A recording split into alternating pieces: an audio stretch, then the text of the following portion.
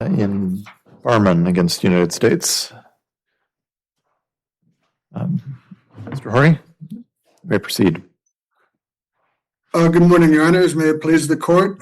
Joseph Horry, appearing for Appellant Sukesh Barman. Your Honors, what we have in this case is an issue of statutory construction. And the statute that we're construing provides that no court shall have jurisdiction to review any decision of who? Of the Secretary of Homeland Security or the Attorney General on an application under this paragraph. Now, the words in that statute that need construing here are Secretary of Homeland Security and Attorney General. Now, as with any question of statutory construction, we turn first to the plain meaning. And the plain meaning of the Secretary of Homeland Security is the Secretary himself, not the Secretary or his designee. Now, originally I thought, well, it's ambiguous, but it's really not ambiguous. I'm persuaded, and I believe the Court should be persuaded as well, by the Doe versus Worcester Public Schools case that we cite in our reply brief, that we can't create an ambiguity by adding language to the statute that Congress has not seen fit to put there. So the Secretary is the Secretary and nothing beyond that.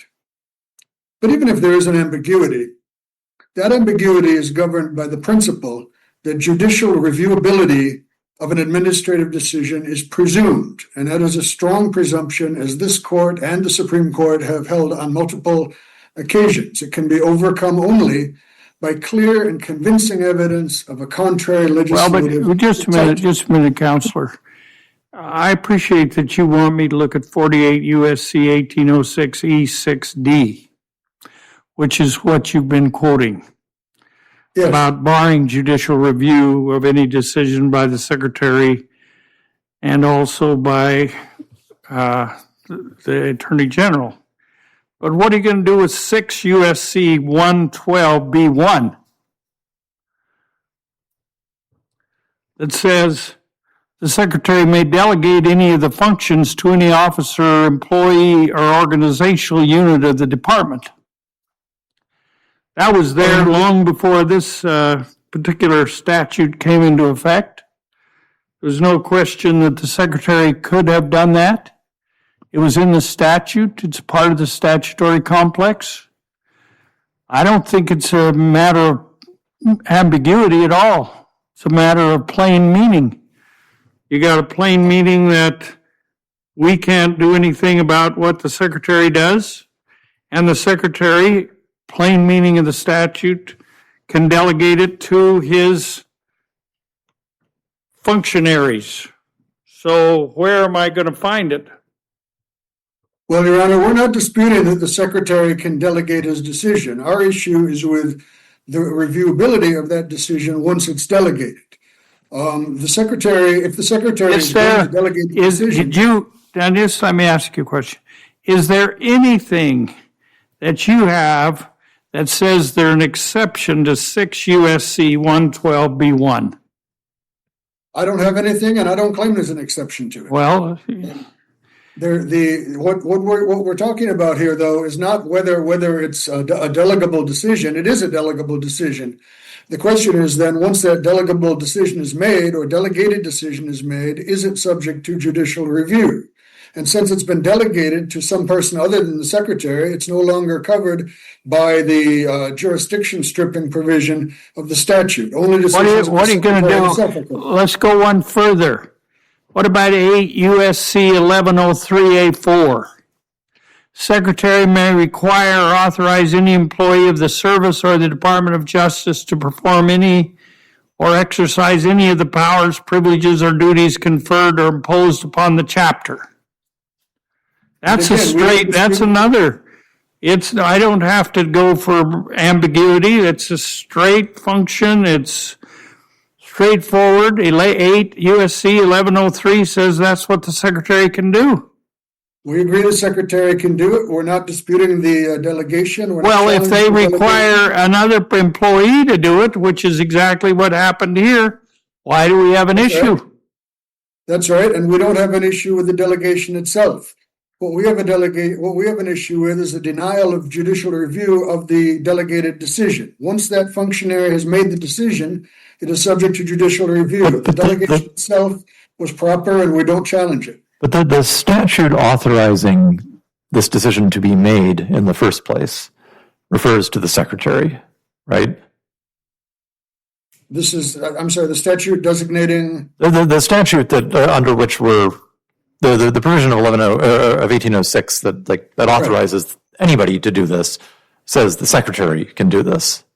Right. Right. Okay. So if the delegation is valid, and I understand that you're acknowledging that it is, then it must mean that the delegated decision is the decision of the secretary, because the statute confers authority only on the secretary. And so my question is, if this delegated decision is the decision of the secretary for purposes of there being authority to do it, how can it not also be the decision of the secretary for purposes of the judicial review provision? Well, the decision of the secretary, the secretary can delegate the making of the decision, but in doing so cannot transfer or confer or convey his immunity from judicial review. That doesn't ride along with the delegation. Why not? I mean, it's the same language in both provisions, right? The secretary can make this decision. The decision of the secretary is not subject to judicial review. And how can a delegated decision be the decision of the secretary for purposes of one, but not the decision of the secretary for purposes of the other? I think that's because one is conferring a power on the secretary, and then the secretary is entitled and authorized to delegate and confer that power. The 1806 is not conferring any power or duty on the secretary. It's describing the result or the effect or the reviewability of a decision. But just a minute. 1806 is only a part of the statute, and the statute does give the Secretary of Homeland Security the power here. And the only thing that's added to that particular statutory complex is the idea that in this particular instance, judges can't get involved in undoing what the secretary does. But the secretary gets all the power, not from that, but from another statute, and the secretary can properly delegate that, and that's why Judge Miller's question is pretty important. If, in fact, the secretary is getting the power, and the only thing that can't happen, I mean, the secretary's ideas on other issues would certainly be subject to us, but in this instance, they don't want the judges to get involved. That's the Congress, not us. We're not anxious. I mean, we'd love to get involved. But the bottom line here is the secretary got the power, secretary can delegate it, and you judges can't have anything to do with what happens in this particular issue. That's the statute. Well, I think when we look at that, when we look at the statutory language, we see it restricted to the secretary himself, not to the one to whom the decision is delegated. So even though the decision is delegated, the statutory language, which is the language that was applied in this case, in order to strip jurisdiction, that language does not cover a decision by somebody to whom the delegation or the decision was delegated. Are you aware? It's two different things. It's apples and oranges. Are you aware of any case involving, I don't know what sort of similar authorities might have existed on the part of the secretary when this provision was enacted? But are you aware of any case in which the secretary personally exercised his authority under any similar statutory authorization? There's my understanding of what the secretary personally exercises authority in selecting decisions to be precedential for purposes of being reported in the immigration and naturalization decisions. The Attorney General personally exercises authority over some decisions of the Board of Immigration Appeals. there's involvement at that level, and doesn't extend to every case, but the authority is there to be exercised when they see fit to do so, when the secretary or the attorney general see fit to step into a case and look at it personally and take that personal look at the case and make a decision on it individually. And we think that can be done. And if they want to preserve their immunity from judicial review, they need to do it that way, because that's the only way we can have a full and meaningful review of the decision, rather than letting it rest solely with the functionary without any kind of review or appeal by any higher official at all. Do we know that there are no delegations all the way to the administrative top level? Sorry, Mr. Horry, the two examples you just gave, similar language in the statutes. Do we know there are no delegations of authority, formal or implied, in making those sets of decisions, deciding which ones will be precedential, or the two examples you gave? Those are done. Whether those are done in the name of the secretary and the attorney general. They sign off on it. They put their name on it, and it's done by their authority. Whether there's some delegation in the actual drafting, that's it's possible. I couldn't tell one way or the other, but it is done at their level of authority, and with their approval and with their blessing, and in their name. Do you want to reserve the? Yes, yeah. I'll reserve the rest of my time for rebuttal. Okay. Thank you.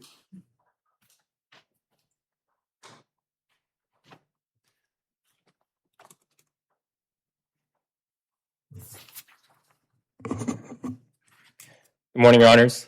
May it please the Court, Ian Lamb for the United States.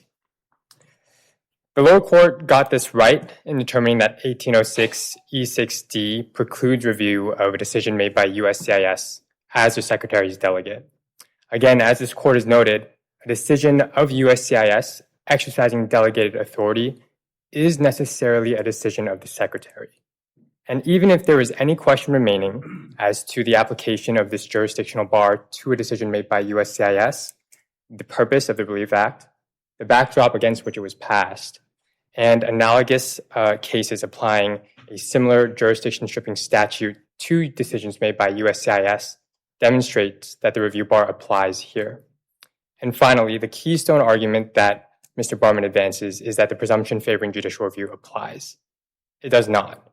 There is nothing about the word secretary as used in 1806 E6D or in the language of that entire provision itself that is reasonably susceptible to divergent interpretation such that that presumption would apply. Can I just ask you at the outset? So this is a statute that, as I understand it, applied to a fairly limited class of people, and I would imagine that, given the timing, many of their applications have already been processed and become final. And so my question is are there a lot of cases that are going to be that are still in this posture that are going to be affected by this? Are you asking, like, in terms of how many cases have been denied? Yeah, well, I mean, just like how many more cases there are going to be that would be affected by what we said here? Understood. Yeah, so any case that was to be decided by USCIS has been decided, and the publicly available data, and these are approximate figures, showed that a total of 2,941 applications were received. Of those, approximately 1,813 were denied. So that kind of puts into perspective, if this court were to find that the statutory review board doesn't apply. And how many of, so there's about 1,000, did you have a sense of, are there people who have, like, timely challenges that might still be pending out of that 1,000 denials? In federal district court or before? Not that I'm aware of. I'm not aware of any other case. Okay. I could be wrong on that, though. So no, okay. None that I'm aware of. To clarify again, a decision by USCIS as the Secretary's delegate is a decision of the Secretary. The statute here, and we look at immigration statutes throughout federal law, references the source of authority and not the particular signature on an NM1 application. Mr. Barman concedes that the Secretary validly delegated authority to administer and adjudicate NM1 applications. And so in that delegation, there's not a rider that somehow attaches or does not attach depending on who is exercising that authority. Once that authority has been delegated and once that delegated authority has been exercised, it's the same exact thing. A decision by USCIS is a decision by the Secretary. So the result is that it should be barred under 1806 E6D. And as Mr. Barman advanced, he has a different interpretation. In his view, 1806 E6D leaves the Secretary with two choices.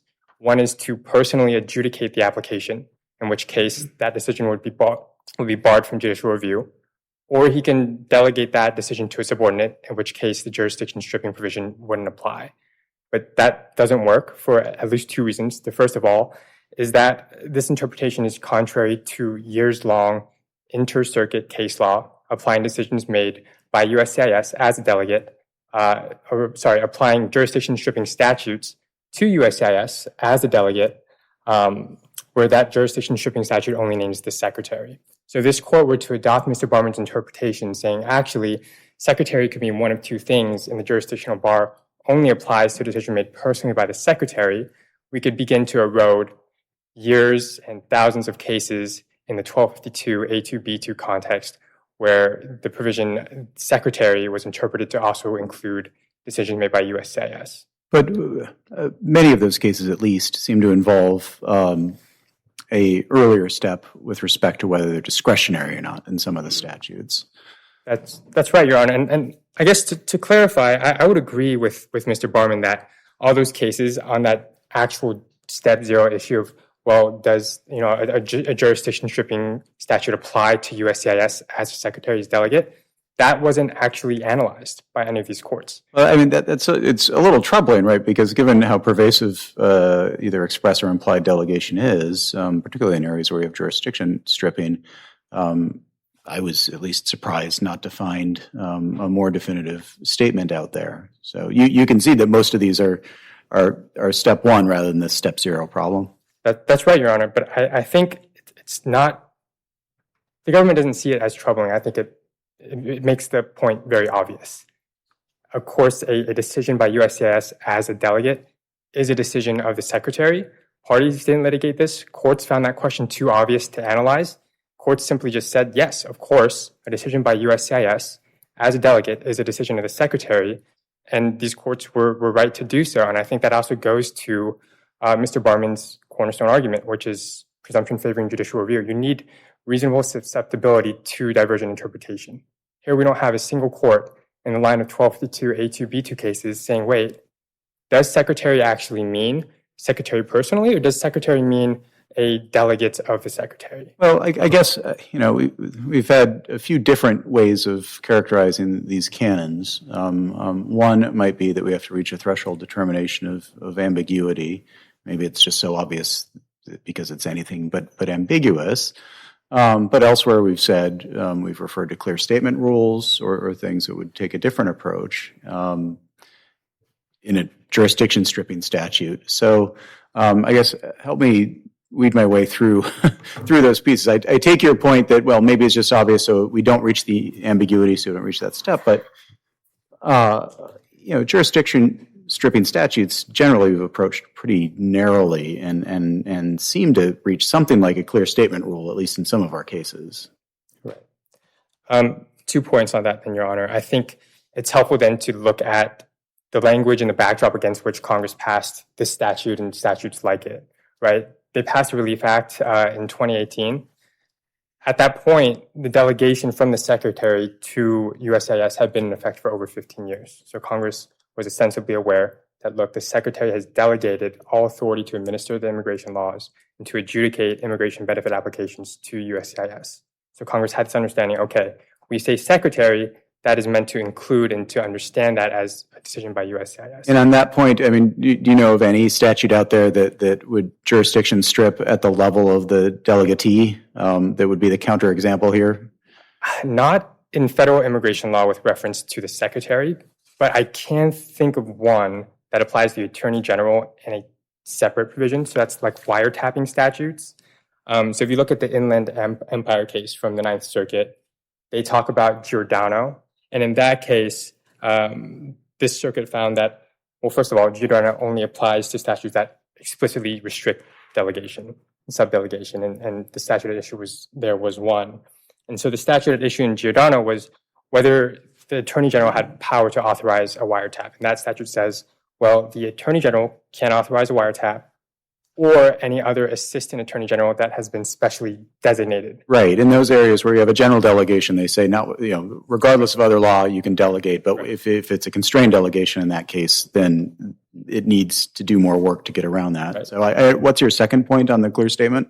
The second point is going to be just what would happen if we were to determine that, okay, maybe it's not clear. Maybe secretary only means secretary personally, and we adopt Mr. Barman's interpretation. The issue there then is, again, the understanding that and Your Honors talked about this when talking to my colleague, is that does the secretary actually personally adjudicate any application for an immigration benefit? Not that the government is aware of. The government is not aware of a single instance where the secretary has personally adjudicated a application for an immigration benefit. So then we have a surplusage issue, right? 1806 E6D, if it's read to only preclude judicial review of a decision made personally by the secretary, and the secretary makes no such decisions, then it would bar judicial review over nothing. It would render the entire statute meaningless, or that provision meaningless. I also want to clarify a point brought up by my colleague. He said that the secretary personally exercises authority in designating decisions to be precedential. I'm not quite sure if the Secretary of Homeland Security does that. I know that the Attorney General, in some limited instances, and this was cited in Mr. Barman's reply brief, does choose cases from the BIA to review and issue decisions on, but I'm not aware of any situation where the Secretary has done something similar.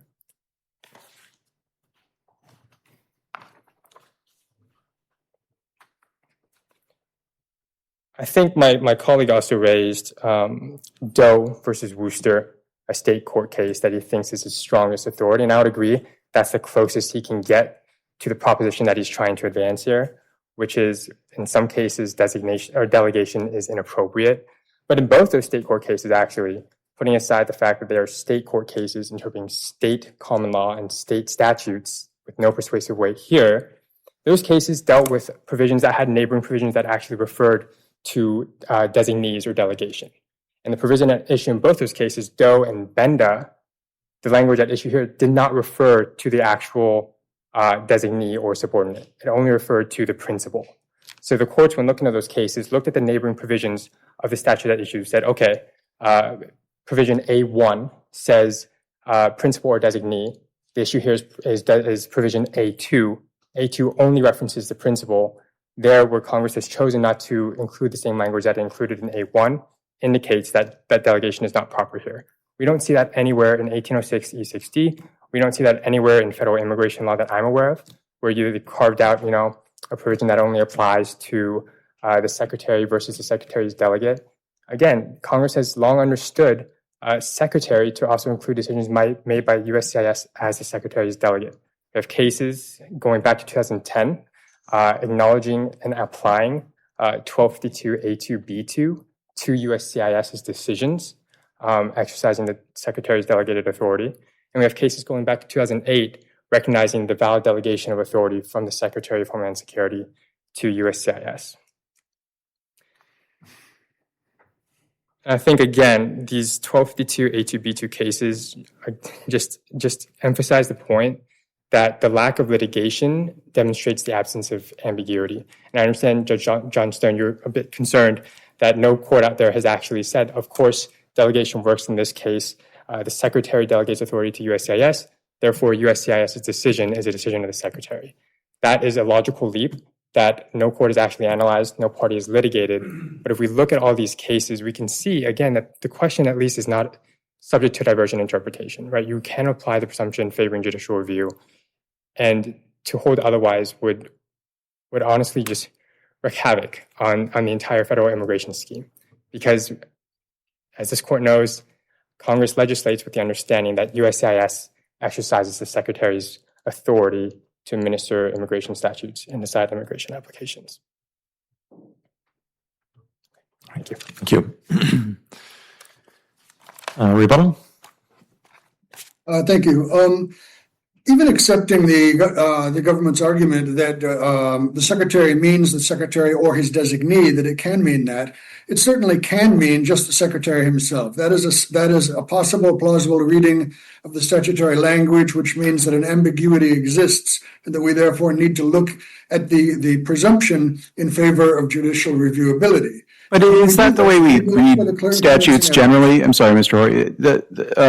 Right. So an outsider might come in and say, well, the Attorney General refers to a person, and this is that person, and that person didn't make this decision. But generally, we try to understand Congress as kind of making sense and legislating against its backdrop of cases. So why should we give this statute a reading that no other court has given a reading with respect to delegated authority? Well, as Your Honor has pointed out, it hasn't been litigated before. It hasn't, at least that I can find, it hasn't been litigated. Right, but we refer all the time to the secretary, in the immigration cases and beyond. We refer all the time, as Congress does, to delegate officials that are exercising delegated authority as the officials themselves. I think we have to consider that it's at least a reasonable possible reading that the statute means exactly what it says, and without adding assumptions into that based on anything other than the plain language of the statute as a possible reading, creating an ambiguity. And when we do that, we need to look for the clear and convincing evidence, and it's not to be found. There's not much legislative history, but what there is detailed at page 10 and 11 of our opening brief. And it becomes very clear when you look at that what the statutory objective is. And the statutory objective is another place you need to look for the clear and convincing evidence. And the statutory objective, as it's stated by the sponsor of the bill, is to help people who fell through the cracks in prior legislation so they can continue to live and work as part of our community. It's designed to rescue a limited class of people so they can stay in the CNMI. And it would contravene that objective to help these people who have already fallen through the legislative cracks for years and years now, to now just to rescue them in a boat that has got its own cracks. Where they've slipped through, now they slip through the administrative cracks as well, due to the lack of judicial review. The statutory objective and purpose itself would be contravened by such an interpretation. So Mr. Barman would ask the court to uphold the presumption of reviewability, to uphold the statutory objective, and to allow him the opportunity of full review of the merits of his case. All right. Thank you very much. We thank both counsel for their helpful arguments, and the case is submitted.